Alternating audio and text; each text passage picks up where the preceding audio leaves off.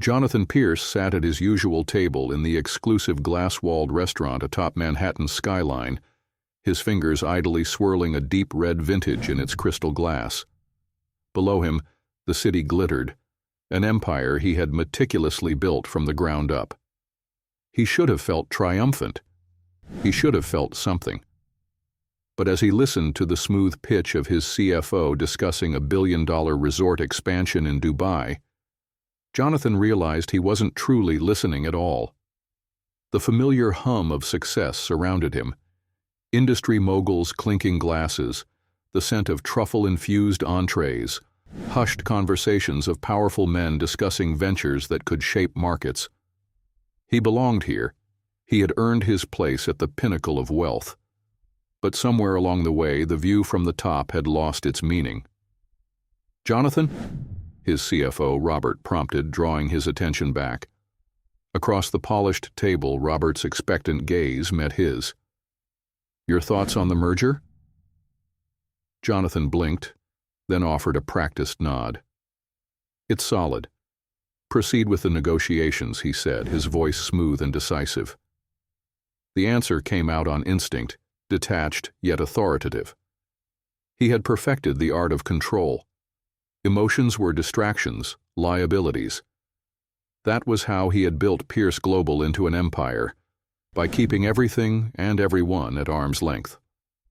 A waiter approached, topping off his wine, and just as Jonathan lifted the glass to his lips, a small, hesitant voice interrupted the air of effortless luxury. "Excuse me, sir."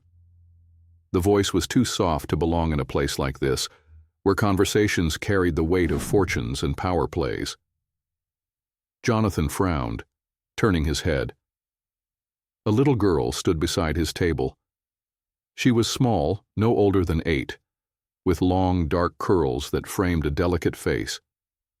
Her large green eyes locked onto his with a quiet determination that was startling for someone her age. She clutched a folded napkin in her tiny hands, twisting it nervously. Jonathan felt the expectant stares of his colleagues as they observed the odd disruption. A child had no business being in this world, let alone at his table. "Are you lost?" he asked, his tone even but edged with curiosity. The girl shook her head, her grip tightening on the napkin. Then, with a slow, deliberate movement, she lifted her wrist, revealing a birthmark. Not just any birthmark. His birthmark. Jonathan's world tilted. His breath stilled as he stared at the familiar, distinct crescent shape, identical to the one on his own wrist. A flicker of something long buried stirred in his chest, a feeling he didn't have a name for. The restaurant around him blurred, the murmurs of business deals fading to a low hum. Only the girl's voice remained, soft yet unwavering. "My mom told me that if I ever found someone with this," she whispered, "he might be my dad." The glass slipped from Jonathan's fingers, shattering against the marble floor. For the first time in his carefully controlled life, Jonathan Pierce had no idea what to say. Jonathan's hands curled into fists beneath the table, his pulse hammering in his ears. His CFO and associates sat in stunned silence, their polished conversation forgotten. The restaurant, so carefully chosen for its exclusivity and discretion, suddenly felt suffocating. He pushed back his chair, standing abruptly. "Come with me," he said, his voice clipped, controlled. The little girl hesitated only a moment before nodding. Jonathan strode past the whispering waitstaff, his footsteps measured as he led the girl to a quieter corner of the lobby. The massive floor-to-ceiling windows offered a panoramic view of Manhattan, but for the first time he wasn't looking. He turned to her. "What's your name?" he asked, his voice low. "Charlotte," she whispered, shifting on her feet. "But my mom called me Charlie." Charlie. The name hit him like a physical force. He had once held Sophia in his arms, whispering promises he never kept, and now, standing in front of him, was the child she had carried, raised, and kept hidden from him. "Who is your mother?" he forced himself to ask, though the answer already lived in his gut like a cold weight. The girl swallowed, clutching the napkin in her hands as if it were her lifeline. Sophia Brooks. Jonathan exhaled sharply, turning away for a moment. His chest tightened as memories rushed forward, unbidden and unwelcome. Sophia, the woman he had left behind when ambition consumed him. His voice dropped. Where is she now? Charlie's lip trembled, but she held his gaze. She died last month. The air left his lungs in a slow, controlled exhale. Sophia was gone. He would never see her again, never ask her why she kept this secret, never apologize. His fingers curled tighter as he fought the wave of unfamiliar emotions threatening to unravel him. Grief, guilt, regret. How did you find me? He asked. Charlie bit her lip. Mom always told me, if I ever saw someone with this, she lifted her small wrist again, it might be you. Jonathan nodded slowly, forcing himself to remain steady. Who have you been staying with? Miss Margaret. She was our neighbor, but she says I can't stay forever. Jonathan processed the words carefully. An 8-year-old girl, no mother, no family, just a temporary guardian. Something inside him shifted. He inhaled deeply, eyes meeting hers. You're coming with me. Charlie blinked, uncertainty flickering across her face. I am? Yes. The word came out as both command and promise. For the first time in his life, Jonathan Pierce made a decision not for business, not for control, but because something deep inside him told him he couldn't walk away. Not again. Jonathan's black town car pulled up in front of a modest brownstone on the Upper West Side. It was a sharp contrast to the gleaming penthouse he called home. Warm, lived in, a place where family memories were made. He barely had time to take in the details before the door opened, and a tall, silver-haired woman stepped out onto the stoop, her gaze unwavering. Margaret Simmons had been Sophia's neighbor for years, and now she had taken Charlie in when no one else could. Her presence was a mix of no-nonsense authority and quiet warmth. Jonathan met her sharp gaze as he exited the car. You must be Mr. Pierce, she said, crossing her arms. Jonathan nodded, stepping forward. And you must be Margaret Simmons. Margaret looked past him to Charlie, who hesitated before stepping onto the sidewalk. The little girl clutched the straps of her backpack as if it were the only thing tethering her to stability. I take it you've decided to take her, Margaret said, her voice neutral. Or are you just here to assess if she fits into your schedule? Jonathan stiffened. He wasn't used to being spoken to this way, at least not without a boardroom standing between him and his challenger. But Margaret wasn't looking at him like a business prospect. She was looking at him as if she was measuring his worth. I'm taking her, he said firmly, tonight. Margaret studied him for a moment before nodding and gesturing for them to step inside. The interior of the brownstone was warm and cluttered in a way that suggested years of life had been lived here. Photographs on the walls, books stacked beside the couch, a knitted blanket draped over an armchair. It was the kind of home Jonathan had never experienced. Margaret sat down across from him at the worn dining table while Charlie remained standing, shifting uncertainly near the door. She needs stability, Margaret said, getting straight to the point. And I don't mean luxury or privilege. I mean someone who will show up day after day no matter how inconvenient it is. Jonathan exhaled slowly. I'm not in the habit of making commitments I don't intend to keep. Margaret gave him a pointed look.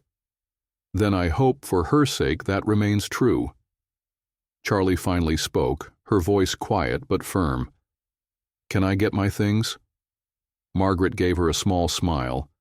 Of course, sweetheart. Your bag is by the door. Jonathan watched as Charlie grabbed a small, faded duffel bag. It was light, far too light for a child who was leaving the only home she had ever known. Something about it settled uncomfortably in his chest. Margaret walked Charlie to the door and placed a gentle hand on her shoulder. "You have my number. If you ever need anything, you call me, okay?" Charlie nodded, but she didn't say anything. Jonathan opened the car door for her, and as she climbed in, he glanced back at Margaret. The woman's sharp eyes softened just slightly. "Take care of her," she said. It wasn't a plea. It was a command. Jonathan nodded once before getting into the car. The moment the door shut, the air inside the vehicle felt charged with uncertainty. He stole a glance at Charlie, who sat stiffly beside him, staring straight ahead. The drive to his penthouse was silent. Jonathan's home was sleek, pristine, and filled with expensive furniture that looked as though it had never been used. The moment Charlie stepped inside, she hesitated at the threshold, her small fingers curling around the strap of her bag. "This is your home now," he told her. The words felt foreign coming from his lips. Charlie didn't move. Her green eyes darted around the grand space, the marble floors, the floor-to-ceiling windows showcasing the skyline, the cold perfection of it all. "It's big," she said finally. Jonathan frowned. He had never thought about the size of his penthouse before, but now, with Charlie standing there, it did seem enormous, impersonal even. "I'll show you to your room," he said, leading her down the hall to a guest bedroom. He pushed open the door, revealing a perfectly arranged space, crisp white linens, a neatly placed chair by the window, a vase of fresh flowers on the nightstand. It looked like a luxury hotel suite. Charlie stepped inside but didn't sit. Instead, she put her duffel bag at the foot of the bed and ran her fingers along the edge of the pillowcase. "You don't have to stay here if you don't like it," Jonathan said, suddenly unsure of what he was supposed to say. Charlie turned to him, her expression unreadable. "I just don't know where I'm supposed to be." Jonathan's throat tightened. He had spent his entire life knowing exactly where he belonged, at the top. But for the first time, looking at this small girl who had just lost her mother, he realized he had no idea how to make her feel like she belonged here. "You're supposed to be here," he said finally, "and we'll figure it out." Charlie studied him for a moment longer before nodding. "Okay." She climbed onto the bed, her small frame looking even smaller against the massive mattress. Jonathan lingered in the doorway, watching her. For a man who had negotiated billion-dollar deals without breaking a sweat, he had never felt so completely out of his depth.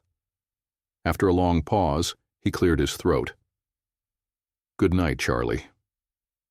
Charlie hesitated, then whispered, "Good night." As Jonathan shut the door behind him, he realized that for the first time in years, his home was no longer empty. And yet, he had never felt more uncertain about what came next. The next morning, Jonathan woke to an unfamiliar sensation, hesitation. He sat up in bed, rubbing his temples as he checked the time. 6:30 a.m. His internal clock was as sharp as ever. He had a meeting at 9, a conference call at 11, and lunch with a major investor. Yet none of those things felt as urgent as what lay beyond his bedroom door. Charlie was here, in his home. A child. His child. He exhaled slowly, pulling on a crisp white dress shirt and making his way down the hall. The penthouse was silent, the kind of quiet he had always preferred, until now. He paused outside Charlie's door, then knocked lightly. No response. After another moment, he pushed it open. The bed was still made, untouched. Jonathan frowned and turned, his steps quickening as he scanned the massive space of his home. The kitchen, the sitting area. Nothing. Panic pricked at his chest. Then he spotted her. Charlie was sitting cross-legged on the floor of the library, a thick book in her lap. Sunlight streamed through the floor-to-ceiling windows, making her dark curls shine. She looked so small against the towering bookshelves, so out of place in the pristine modern room. Jonathan cleared his throat. "You're up early." Charlie glanced up. Couldn't sleep. He studied her for a moment, noting the shadows under her eyes. He wondered how many nights had been like this for her since Sophia's death. "Are you hungry?" he asked. Charlie shrugged. "A little." Jonathan nodded, motioning for her to follow him. He wasn't sure what breakfast was supposed to look like, but he'd figure it out. 15 minutes later, Jonathan stood at the stove, frowning at a pan of slightly burned eggs, while Charlie sat at the kitchen island watching him. "You don't cook much, do you?" she observed. Jonathan sighed, flipping the eggs onto a plate. "I have people who do that." Charlie picked at the eggs with her fork, her lips twitching slightly. "Mom made pancakes." Jonathan felt a pang in his chest at the mention of Sophia. He set down his coffee and leaned against the counter. "Did she?" Charlie nodded. "She used to let me mix the batter." Her voice softened. "We'd make faces with the chocolate chips." Jonathan hesitated. He hadn't thought about what Sophia had been like as a mother. But of course, she had been the kind of mother who made chocolate chip pancakes and let her daughter be a part of the moment. The kind of mother Charlie deserved.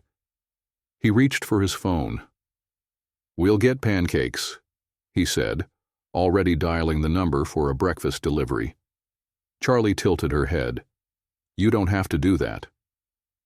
Jonathan met her gaze. "I want to." After breakfast, Jonathan drove Charlie to a department store. He hadn't planned on it, but the realization that she had almost nothing hit him hard. Inside the store, Charlie stood in front of a display of children's clothes, hesitant. "You can pick whatever you like," Jonathan told her. Charlie bit her lip. "I don't need much," Jonathan exhaled. "That's not the point." She studied the racks, then slowly picked out a few pairs of jeans, a hoodie, and a soft-looking sweater. Jonathan glanced at the modest selection and shook his head. "Get more." Charlie hesitated. "This is enough." Jonathan frowned, realizing then that she was used to getting by with just the essentials. He turned and gestured to a store associate. "Find her everything she might need. Clothes, shoes, coats." Charlie's eyes widened. "That's too much." Jonathan knelt down so they were at eye level. "You're staying with me now. You don't have to worry about too much." Charlie searched his face for a moment, then nodded. "Okay." It was a small word, but in it, Jonathan saw a step forward. When they returned home, Charlie carried her bags upstairs and began unpacking with meticulous care. Jonathan lingered in the doorway, watching. "I was thinking," he said finally, "we could do something about your room." Charlie looked up. "Like what?" Jonathan shrugged. "Whatever you want. Different furniture. A desk." "Paint." Charlie hesitated. "Mom let me pick the color of my room once." Jonathan nodded. "Then you should do it again." Charlie studied him, as if trying to figure out if this was real. Then, for the first time since arriving, she smiled. "Okay." Jonathan felt something unfamiliar settle in his chest, something warm. For years he had focused on building his empire, never pausing to think about the kind of life he was building for himself. But now, with Charlie here, everything was shifting. And for the first time, he didn't mind. Jonathan had expected Charlie to adjust quickly. After all, she was young. Kids were adaptable, weren't they? But after 3 days, it became clear that her presence was a shift neither of them knew quite how to handle. The morning started with Jonathan stepping into the kitchen to find Charlie already there, sitting at the island with a glass of juice, watching him with cautious curiosity. "Morning," he said, making his way to the coffee machine. "Morning," she echoed. He poured his coffee, stealing a glance at her over the rim of his mug. "Did you sleep well?" Charlie shrugged. "Sort of." He wasn't sure how to respond to that. He had no experience handling a child's emotions, especially one who had lost her mother. Instead, he moved to the fridge, scanning its contents. He had stocked the house with food, but he had no idea what an 8-year-old actually ate. "Do you want eggs? Toast?" Charlie hesitated. "Do you have cereal?" Jonathan blinked. "I don't think so." She tried to hide her disappointment. He made a mental note to add cereal to the grocery list. They ate in silence, the clinking of silverware against porcelain the only sound in the massive penthouse. Jonathan had spent years relishing the quiet, but now, with Charlie sitting across from him, it felt different, heavy, expectant. Later that afternoon, Eleanor arrived. As always, she was impeccably dressed, her dark hair in a sharp bob, her expression calm but assessing. She had been Jonathan's assistant for a decade, the one person who could keep up with his pace. She took one look at the child sitting on the couch with a book far too large for her and arched an eyebrow. "So it's true. You have a kid now." Jonathan exhaled. "It would appear so." Eleanor stepped forward, offering Charlie a small smile. "You must be Charlotte." Charlie glanced at Jonathan, then back at Eleanor. "Charlie," she corrected. "Charlie, then," Eleanor said. "I work with your dad."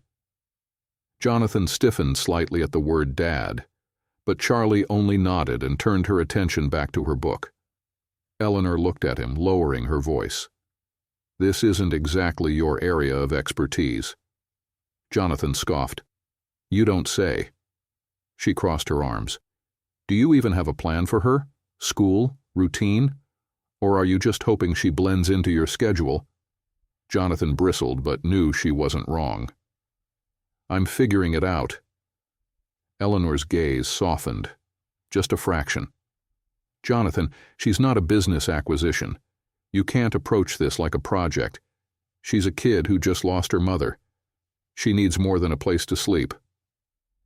Jonathan exhaled, rubbing his temples. "I know." "Good," Eleanor said, her sharpness returning. "Because if you mess this up, you're not just hurting yourself." Jonathan met her gaze and, for the first time in a long time, felt completely out of his depth. That evening, after Eleanor left, Jonathan found Charlie sitting on the floor of her room, staring at an unopened suitcase. "Something wrong?" he asked.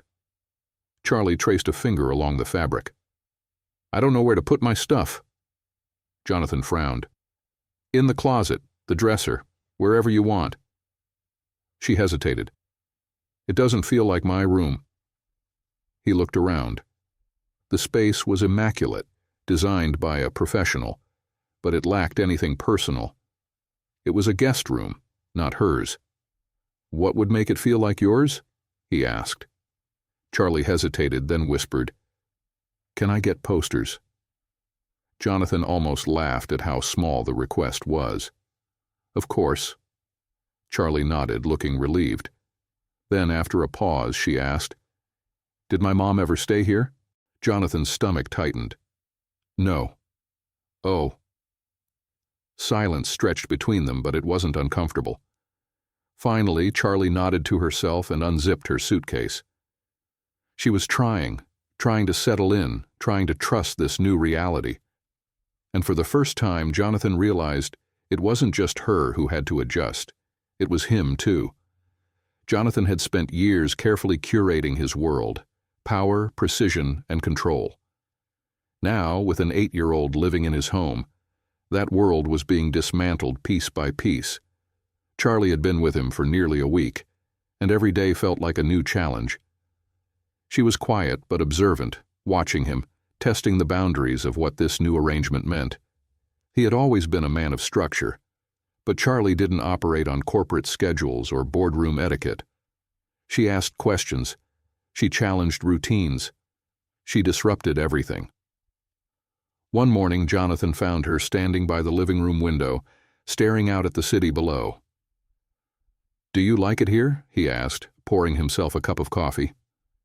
Charlie shrugged. It's different. Jonathan wasn't sure what to make of that answer. Different how? She turned to him, her green eyes thoughtful. It's really quiet. He frowned. Is that a bad thing? Charlie hesitated. Not bad, just lonely. Jonathan's grip tightened around his coffee mug. He had never considered his penthouse lonely. It had been designed for efficiency, not warmth. But now, seeing it through her eyes, he wondered if he had ever truly noticed how empty it was. Later that day, Jonathan took Charlie to his office. He had a board meeting, and rather than leave her home with staff, he decided she could sit in his private lounge. When they arrived at Pierce Global, the employees stole curious glances at the little girl trailing behind their powerful CEO. Charlie took in everything: the sleek furniture, the people moving with purpose, the massive windows overlooking the skyline. Eleanor met them at the elevator, her brows raising as she took in Charlie's presence. "Bringing your daughter to work now?" she asked, smirking. Jonathan ignored her tone. "She'll stay in the lounge during my meeting." Eleanor knelt down slightly, addressing Charlie directly. "Well, you're certainly the most interesting guest we've had in a while." Charlie gave a small smile but said nothing. Jonathan led her to his private lounge, a lavish space attached to his office with plush seating, a stocked mini-fridge, and a large TV. "You can wait here," he said, glancing at her uncertainly. "If you need anything, Eleanor will check in." Charlie nodded, but as Jonathan turned to leave, she called out, "What do you do all day?" Jonathan paused. "I run a company." Charlie frowned. "I know, but what do you actually do?" Jonathan hesitated, caught off guard. Most adults never asked. They assumed they understood power, control, influence. But Charlie was looking for something simpler. "I make decisions," he said finally. "Important ones." Charlie studied him for a moment before nodding. "Okay." Jonathan wasn't sure why, but her acceptance of his answer unsettled him more than her question. During the meeting, Jonathan found his mind wandering. He wasn't usually distracted, but every so often he thought about Charlie alone in the lounge, about the way she had called his home lonely, about how she had asked what he actually did. When the meeting ended, he stepped into the lounge to find her curled up on the couch, flipping through a business magazine. She looked up as he entered. "Are you done making important decisions?" she asked. Jonathan smirked despite himself. "For today." Charlie set the magazine aside. "Did you win?" Jonathan frowned. "It wasn't a competition." Charlie tilted her head. "Then what's the point?" Jonathan had no answer, not one that would make sense to an 8-year-old. He had spent his life chasing success, but now, for the first time, he was questioning what all of it meant. He exhaled. "Let's go home." As they left the office, Eleanor caught his arm. "She got to you, didn't she?" Jonathan narrowed his eyes. "Excuse me?" Eleanor smirked. "She's making you think." Jonathan didn't respond, but as he watched Charlie walking ahead of him, he realized Eleanor was right. Charlie wasn't just changing his schedule, she was changing him. Jonathan hadn't realized just how small his world had become until Charlie arrived. His life had been reduced to an endless cycle of boardrooms, private jets, and meetings with people who wanted something from him. But Charlie had no interest in any of that. She wanted something entirely different, something real. That morning, as he sipped his coffee in the kitchen, Charlie appeared, already dressed in jeans and a hoodie. "Can we go outside today?" she asked. Jonathan blinked. "We are outside." He gestured to the massive floor-to-ceiling windows that showcased Manhattan's skyline. Charlie gave him a flat look. "I mean really outside." Jonathan frowned. He hadn't planned on going anywhere today. His day was structured, as always, with work calls and meetings. But Charlie stood there, expectant, waiting. "What did you have in mind?" he asked, setting down his coffee. Charlie hesitated, then shrugged. "I don't know. A park?" Jonathan stared at her. "A park?" She nodded. "You know, where people walk around and do things." Jonathan exhaled, running a hand through his hair. "Fine. Let's go to a park." Charlie grinned. Central Park wasn't part of Jonathan's usual routine. He typically saw it from above, a sea of green nestled among the towering buildings. But now, walking alongside Charlie as she kicked at fallen leaves, it felt like an entirely different world. Charlie skipped ahead, her small form blending in with the crowd of families, joggers, and street performers. Jonathan kept pace, his hands in his coat pockets, watching her navigate the world with cautious curiosity. "You don't do this much, do you?" she asked, glancing up at him. Jonathan arched an eyebrow. "What gave it away?" Charlie smirked. "You walk like you're still in a meeting." Jonathan let out a small chuckle despite himself. Force of habit. She stopped by a vendor selling hot dogs and eyed the food stand. Jonathan followed her gaze. "Do you want one?" Charlie hesitated, then nodded. He pulled out his wallet, used to paying for meals that cost more than some people's monthly rent, and handed the vendor a 20. A moment later, Charlie was biting into her hot dog, looking entirely satisfied. "I used to get these with Mom," she said, her voice quieter now. "We'd come here sometimes. Just us." Jonathan felt a pang of something he couldn't quite name. Regret, maybe. Guilt. He had never been part of those memories, and he never would be. "She'd let me throw crumbs to the ducks, but I think she just liked watching them," Charlie continued. Jonathan nodded. "She always loved simple things." Charlie looked up at him, studying his expression. "You really knew her, huh?" Jonathan swallowed, his throat tight. "Yeah, I did." Charlie seemed to accept that, turning her focus back to her food. As they walked back toward the penthouse, Jonathan's phone buzzed. It was Eleanor. He answered, keeping his voice professional. "What is it?" "You have a problem," Eleanor said without preamble. "William Brooks." Jonathan stiffened. "What about him?" "He's looking into custody options. He doesn't believe you're a fit guardian." Jonathan exhaled, his grip tightening around the phone. "Of course he doesn't." Eleanor's voice softened slightly. "You need to prepare for this. He has a case. You weren't in Charlie's life before now. He'll use that against you." Jonathan glanced at Charlie, who was a few steps ahead, her face calm, unaware of the conversation. He had been so focused on adjusting to her presence that he hadn't considered the possibility of losing her. "Find out everything you can," he said. "I won't let this happen." As he ended the call, he made a silent promise to himself. No matter what it took, he wouldn't let Charlie go. Jonathan had spent his life fighting battles in the corporate world, but this was a war unlike any other. The potential custody battle with William Brooks loomed over him like a dark cloud, and for the first time in years, he felt uncertain about his ability to win. Eleanor sat across from him in his office, her arms crossed, reading over a file she had compiled. "William has a strong argument," she said finally. "He's family, and you've only been in Charlie's life for a short time. If he pushes this in court, they'll ask if you're the better option."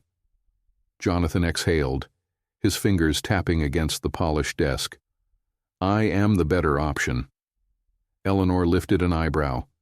"Are you?" His jaw tightened. "You think I'm not?" She sighed, setting the file down. "I think you need to prove that you are. Right now you're still living like a man whose life hasn't changed. Custody battles aren't just about money, Jonathan. They're about stability, about showing the court that you're willing to be present, to give Charlie the life she needs." Jonathan frowned, leaning back in his chair. What do you suggest? Eleanor gave him a knowing look. Start acting like her father. Be more than just the man who took her in. That evening, Jonathan made a decision. Instead of working late, he left the office early and took Charlie out to dinner. He had chosen a small Italian restaurant, not one of his usual high-end spots, but a cozy place tucked away from the flashing cameras of his usual world. Charlie looked up from her plate of spaghetti, twirling the noodles carefully. You're not working tonight? Jonathan sipped his wine. No. Charlie hesitated. Why? He considered his answer. Because you're more important. Her eyes widened slightly, but she didn't say anything. Instead, she smiled. A small, genuine smile that hit him harder than any business deal ever had. After dinner, Jonathan took her to a bookstore. It was quiet, filled with the scent of old pages and warm lighting. Charlie ran her fingers along the spines, her excitement evident. You can pick whatever you want, Jonathan said. Charlie's eyes flickered toward him, as if testing whether he was serious. Then she carefully selected 3 books and held them close. This is enough. Jonathan nodded, but added an extra book to the pile when she wasn't looking. When they returned home, Jonathan watched as Charlie carried her books to her room. For the first time, his penthouse didn't feel so empty. He knew the fight with William wasn't over, but tonight, he had taken a step forward. And maybe, just maybe, that was enough to start proving he was the father Charlie deserved. Jonathan sat in his office, staring at the legal document in front of him. The official petition for custody had arrived. William Brooks was taking this fight to court. Eleanor stood beside his desk, her arms crossed. He's moving fast. Jonathan exhaled, his jaw tightening. I expected this. But are you ready for it? Eleanor asked. Because if you lose, Charlie is gone. Jonathan looked at the stack of papers. This was no longer a hypothetical battle. This was real. He had fought to build his empire, but for the first time, he was fighting for something far more important. That evening, Jonathan broke the news to Charlie. They sat on the couch, her small hands gripping the book she had picked out from the bookstore days before. Someone is trying to take me away, aren't they? She asked quietly. Jonathan felt something tighten in his chest. Yes. Charlie swallowed. Why? Because they don't know me the way you do, he said carefully. They think I can't be what you need. Charlie looked down, tracing the edge of the book cover. Are they right? The question hit harder than he expected. No, he said firmly. They're wrong. She nodded but didn't look convinced. Okay. But Jonathan knew that wasn't enough. He had to prove it, not just to a court, but to Charlie herself. The next morning, Jonathan walked into the office of his attorney, a sharp-eyed woman named Linda Powers. She wasted no time getting to the point. You're in for a fight, Linda said. William Brooks has a case. He's family, has no history of neglect, and you, frankly, are a billionaire businessman with a reputation for prioritizing work over relationships. Jonathan's jaw tightened. That's changed. Prove it, Linda said, holding his gaze. Because the court won't just take your word for it. Jonathan exhaled. What do we do? Linda leaned forward. We build your case. We show that you're not just a financial provider, you're her father, and that means doing more than just taking her to dinner.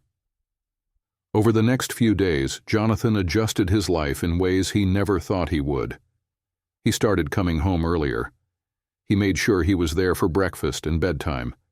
He picked Charlie up from school, something that left her visibly surprised. One afternoon, as he waited for her outside, he spotted William Brooks standing across the street. Their eyes met, and for a moment, neither of them moved. William crossed over. You're playing house, Jonathan, but we both know this isn't who you are. Jonathan's fists clenched. You don't know anything about me. William smirked. The court will.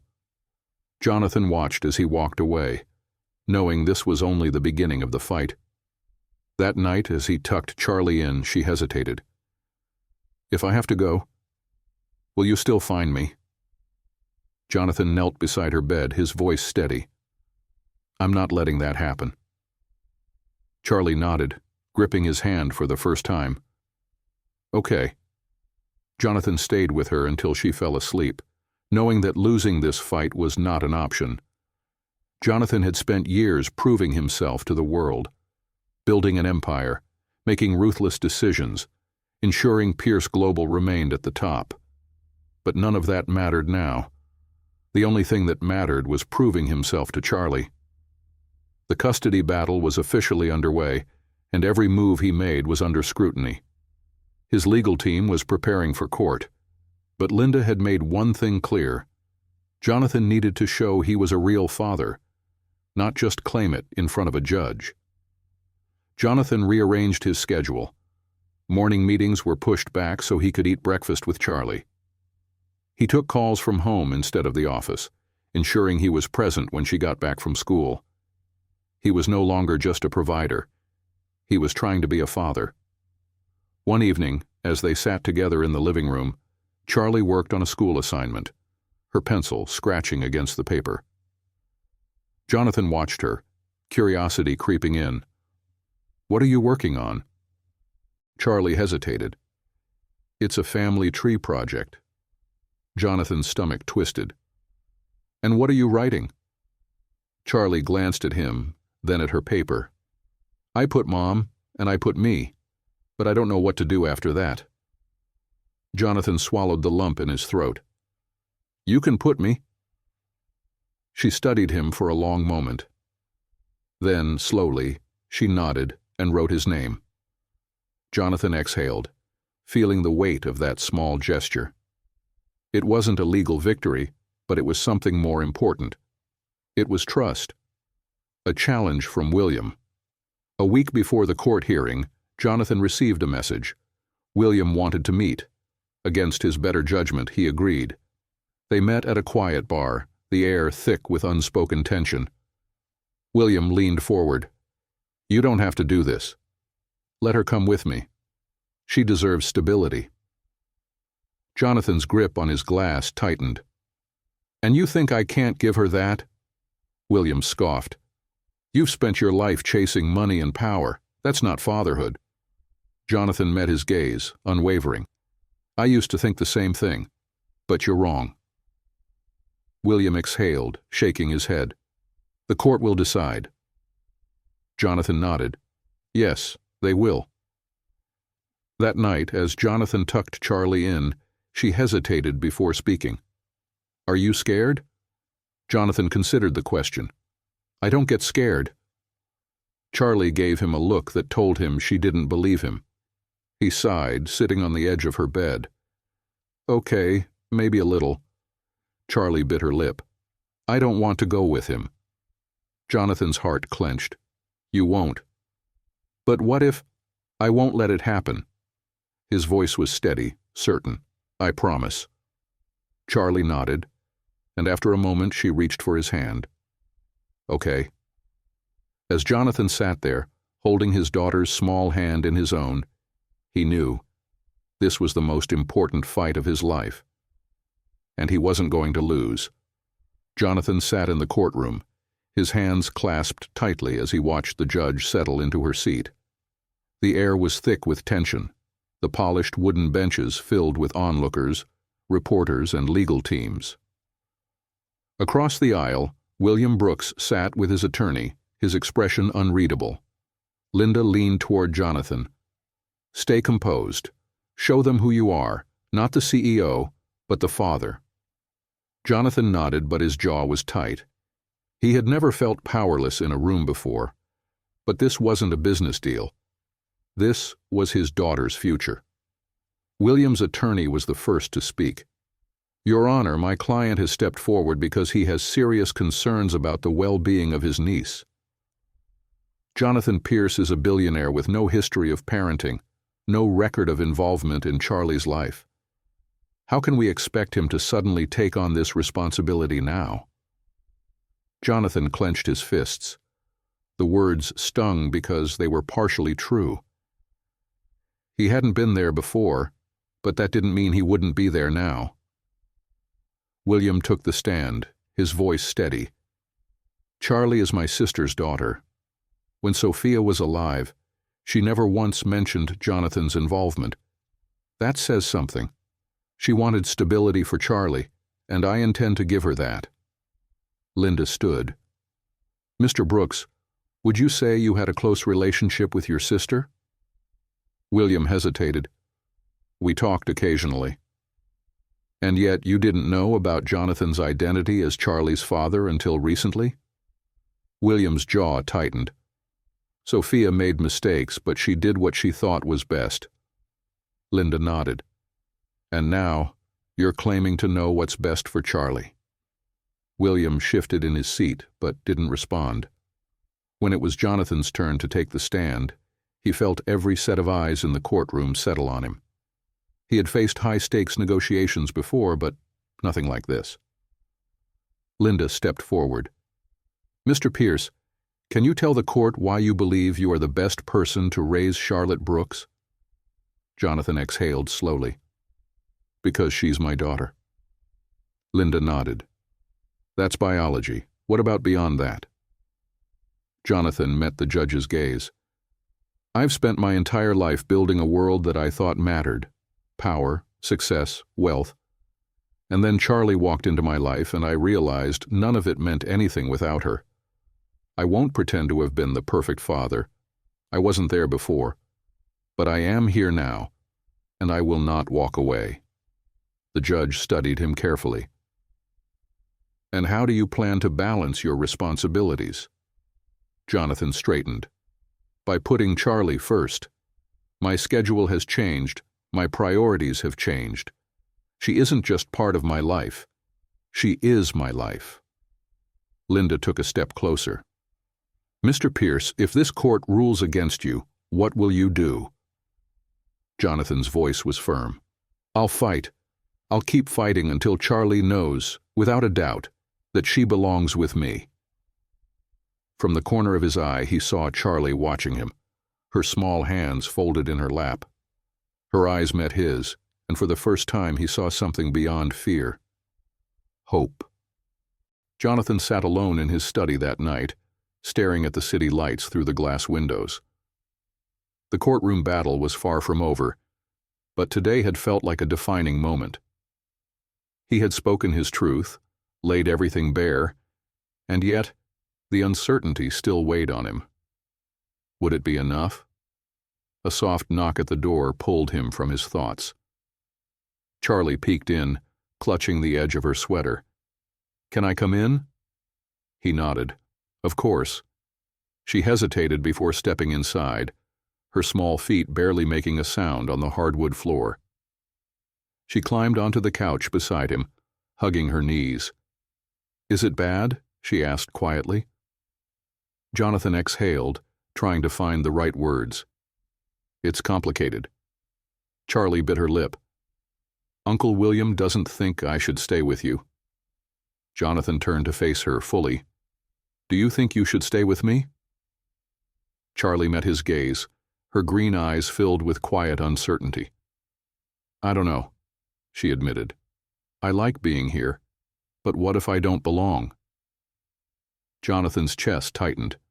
He had built skyscrapers, negotiated billion-dollar deals, but nothing had ever mattered as much as this moment. Charlie, you belong with me, with us.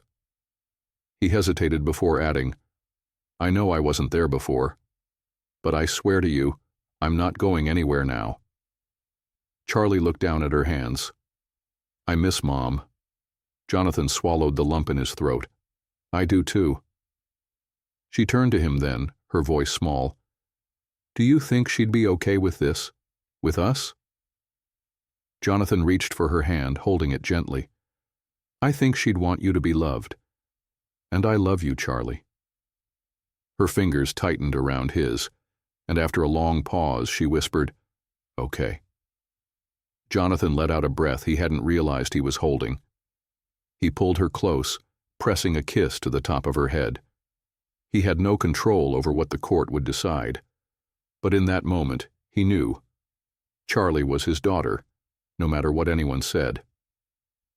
The next morning, Eleanor walked into Jonathan's office, a file in hand. "We need to prepare for William's final push. He's going to argue that Charlie's best chance at stability is with him." Jonathan set his coffee down. "And our argument?" Eleanor sat across from him. "That stability isn't just about consistency. It's about love, belonging, and emotional security." Jonathan nodded. "Then we make sure they see that." That afternoon, Charlie sat at the kitchen counter, flipping through a photo album Margaret had sent over. Pictures of her mother, laughing, holding her as a baby, standing in the park where they used to go.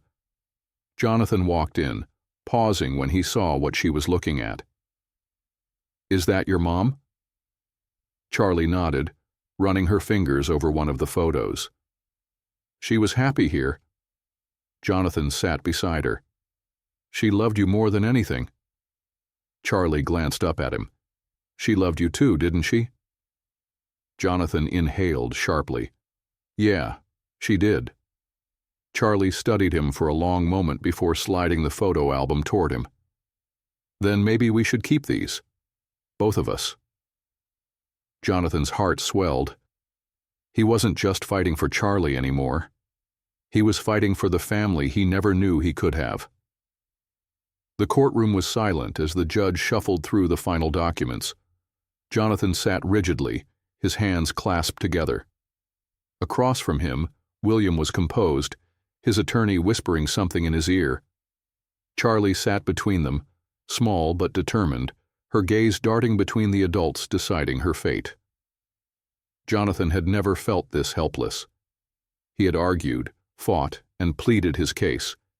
He had shown the court, and Charlie, that he was committed to being her father.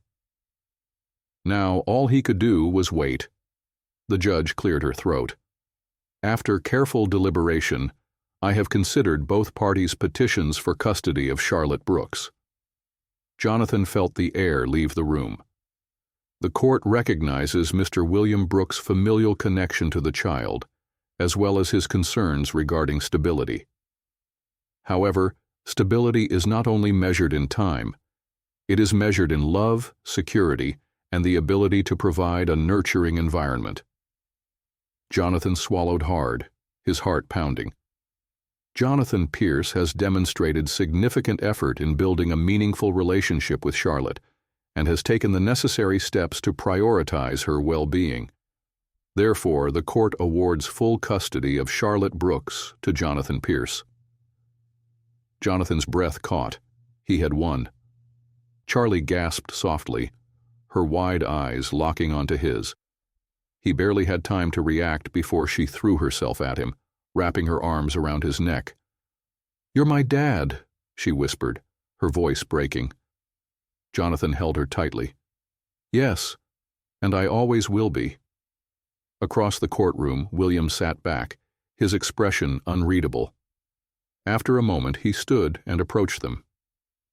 Jonathan tensed, expecting another argument, but instead William looked at Charlie. "I just wanted what was best for you," he said quietly. Charlie nodded, still clutching Jonathan's sleeve. "I know."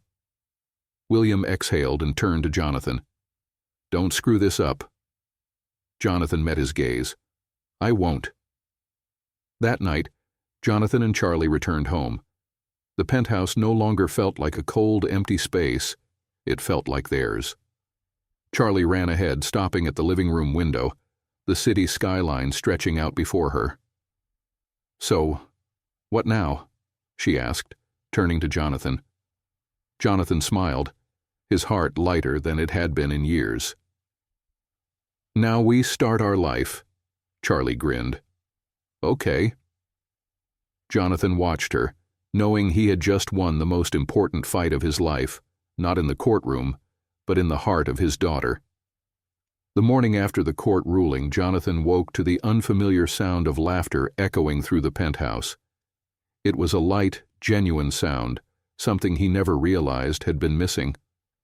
He followed it to the kitchen, where Charlie sat at the counter, a plate of pancakes in front of her, and Eleanor stood by the stove, smirking.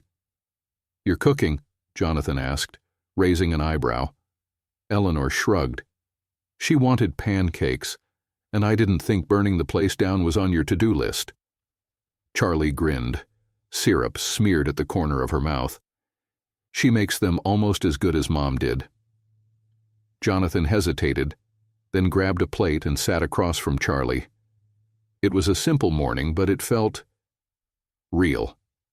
For the first time, the penthouse wasn't just an architectural masterpiece. It was a home. After breakfast, Charlie disappeared into her room to read, and Jonathan stepped onto the balcony, his eyes scanning the city skyline. Eleanor joined him, handing him a cup of coffee. "She's happy," Eleanor said. Jonathan exhaled, the weight of the last few weeks settling into something lighter. "I hope so." Eleanor glanced at him. "You're different, you know." Jonathan chuckled, shaking his head. "Am I?" She smirked. "You just willingly ate pancakes in your $1,000,000 suit. That's growth." Jonathan huffed a laugh. "Maybe." Eleanor nudged him. "No, maybe about it. You fought for her. And now? You just have to keep showing up." Jonathan looked back at the penthouse interior, where Charlie sat cross-legged on the couch, flipping through a book. He had spent years chasing success, but now, for the first time, he had something worth more. Later that week, Jonathan surprised Charlie with a trip. The drive was quiet, but anticipation crackled between them. When they pulled up to a modest beach house, Charlie's eyes widened. "This was Mom's favorite place," she whispered. Jonathan nodded. "She told me about it once. I thought, maybe we could make some new memories here." Charlie stepped out of the car, the sea breeze ruffling her hair. Then, without hesitation, she ran toward the sand, her laughter carried by the wind. Jonathan followed, watching as she dug her toes into the sand. "You like it?" Charlie beamed. "I love it." Jonathan sat beside her, watching the waves roll in. "We can come here anytime you want." Charlie turned to him, eyes bright. "Really?" Jonathan nodded. "Really." Charlie hesitated, then leaned against him, resting her head on his shoulder. Jonathan stilled, then gently wrapped an arm around her. "Thanks, Dad," she murmured. Jonathan swallowed past the tightness in his throat. "Anytime, sweetheart." And for the first time, he truly understood what it meant to be rich. The weeks following the court's decision passed in a blur of adjustments, small moments, and the quiet joy of settling into something real. Jonathan had spent years mastering control, yet life with Charlie was anything but predictable, and he wouldn't have it any other way. One crisp autumn afternoon, Jonathan found himself at Charlie's school for a parent-teacher meeting. Sitting on a too-small chair in a classroom decorated with bright colors and children's drawings, he listened as Charlie's teacher, Ms. Lawson, spoke. "She's bright, engaged, and well-liked by her classmates," Ms. Lawson said with a smile. "She's adapted well to the transition." Jonathan exhaled, relief washing over him. "That's good to hear." Ms. Lawson hesitated. "There's one thing I thought you should know. We had an assignment where the students wrote about someone they admire." Jonathan frowned. "And?" Ms. Lawson slid a sheet of paper toward him. Charlie's handwriting was small but neat. "The person I admire most is my dad." Jonathan swallowed hard as he read the rest of the paragraph. "He wasn't always in my life, but he fought to be. He keeps his promises. And when I need him, he's there." His chest tightened. He had spent so long proving himself to the world, but now he realized the only person he had ever needed to prove himself to was Charlie, and she believed in him. As he walked out of the school, he found Charlie waiting outside. She looked up at him expectantly. Was it bad? Jonathan crouched down in front of her, holding up the paper. You wrote this? Charlie nodded shyly. Yeah. Jonathan's throat felt tight, but he forced a smile. You admire me? Charlie grinned. Well, yeah. You make terrible pancakes, but you're pretty okay otherwise. Jonathan laughed, shaking his head. I'll take it. As they walked back to the car, Charlie slipped her hand into his. It was a simple gesture, but to Jonathan, it meant everything. That evening, they sat together on the couch watching a movie. Charlie was curled up beside him, half asleep. Jonathan had his arm draped around her, something that had once felt foreign but now felt natural. The phone rang and Eleanor's voice came through the speaker. I have an update on that international deal. We need to finalize terms this week. Jonathan looked down at Charlie, who was peacefully resting against him. He had spent a lifetime chasing business deals, but this was where he wanted to be. Push the meeting, he said. Eleanor hesitated. Are you sure? Jonathan smiled. Yes. I have something more important to take care of. Charlie stirred, peeking up at him sleepily. You're not working. Jonathan pressed a kiss to her hair. Number not tonight. She yawned. Good. Jonathan exhaled, holding her a little closer. He had spent years believing that wealth and power were the measures of success. But now he understood the truth. Success wasn't measured in bank accounts or skyscrapers. It was measured in moments like this, quiet, precious, irreplaceable. He had everything he had ever wanted, and for the first time in his life he was truly rich.